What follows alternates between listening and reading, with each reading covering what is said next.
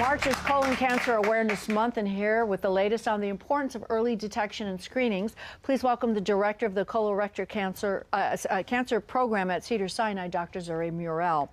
Welcome, doctor. Welcome. It's nice to have you here with us. Thank you very much, and thank you for having me on to actually talk about this important topic. And yeah, let's jump into the statistics. What are we standing on this right now? So about 140,000 Americans will be diagnosed with colon cancer every year, okay, and about 50,000 die every year. And this sounds horrible. Yeah. And it is horrible. And what makes it so bad is that this is preventable. And the reason I went into this field is because I wanted to make a change, and I saw that there was so much to do out there, and people are dying unnecessarily. Sure. Well, how important is it for early detection? Right, well, early detection is the key. We realize if we detect, what I always tell people is that the way we detect colon cancer is actually the way we also prevent it. Colonoscopy, and that's what we're going to talk about a little later, but colonoscopy is the key. All colon cancer starts out as little polyps, a little growth.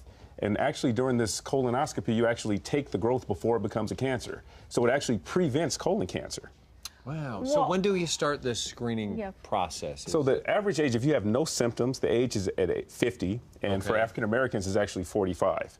And you get this colonoscopy, you know, it's a lot of people don't seem to get it because they're scared of it. You know? Yeah, why? I mean, okay, so let's just break this down. They're afraid of the operation itself because a rather large instrument has to be used, and it's frightening to think about that. Exactly, and people are also embarrassed. My father, I can't even say what I really do at the dinner table because he's like, I don't want to hear about this right now. But you know, what I always tell people is that you shouldn't die from fear, and you shouldn't die from embarrassment. Right. And basically with the procedure, you go to sleep, you wake up, you're done. You feel nothing. Yeah, I think most people think it's going to be uncomfortable. It's not. I've had 3 of them, and you just go to sleep, you get up, and then I went shopping. Oh, yeah. I went out to lunch. Exactly. It was fine. Exactly. So let's talk. You had mentioned the symptoms. Yes. What are we looking for in this, doctor? Well, this goes back to why screening is so important, is that the symptoms are very non-specific. So it's just a change in bowel habits, occasional abdominal pain, sometimes rectal bleeding. But you can see those are very non-specific. Yeah, those are normal because people have them every once in a while. Yeah. Exactly. And so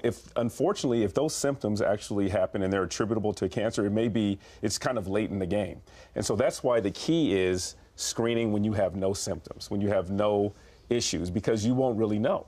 And, you know, once again, the most important thing I tell people is that colonoscopy is not to find cancer.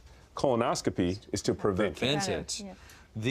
Is there a age that we want to start? If we don't have these, we still, because you said if you're seeing this, so at 50 age 50 is when most people need to start, and they actually just changed it for African Americans age 45 because of the more aggressive nature of the cancer. Sure. Does insurance cover this? Yeah, insurance does cover this, and that's very important because screening, it covers most screening tests, so that's not a problem. So what can we do to prevent, because you had talked about some of this stuff, is there things that we can do to make sure we're doing the best? Right. Well, as your previous guest was saying, you're a fitness expert, working out is key, and a healthy diet is essential. And so fiber. We have some things here on our table, which, by the way, Sophie had pretty much the same things the other day when she was talking about the importance of the food groups and which is the highest in, I guess, phytonutrient, fiber and phytonutrients. Yeah. And so the reason that fiber is so important, fiber and water, is because you hear doctors say this all the time. Fiber. Well, fiber actually helps increase the transit time from when you eat food to when you eliminate waste. That's why fiber is so important. And so prunes actually have about 13 grams of fiber. Now, most of my patients don't like prunes for whatever reason. So one alternative to that, berries. Everybody loves berries. Blueberries, blackberries, raspberries, those all have about 7.2 grams of fiber per cup.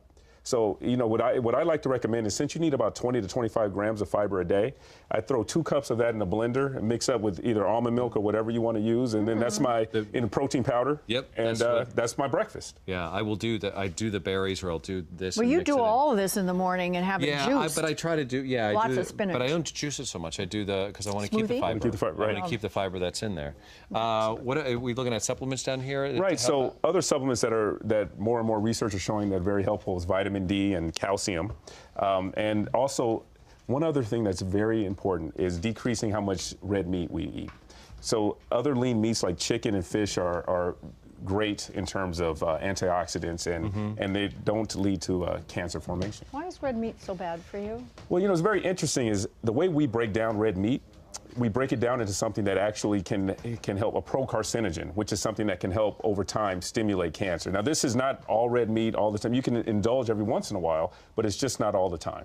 Fantastic. Well, another message that we certainly want to share with our viewers out there is that the Colon Cancer Alliance and its partner, Ducalax, is raising awareness of the topic and the importance of these screenings that we've been talking with here with our doctor about. Can't stress enough, early detection critical. More than 90% of all cases of colon cancer can be cured with a recommended screening, and start at 50. Yes, sir. Start at 50 and go from there. Unless, of course, you have a history. Exactly, then you start earlier. Yeah. Perfect. And if you want more information, please visit Dr. Murrell at lacolonrectalsurgeon.com.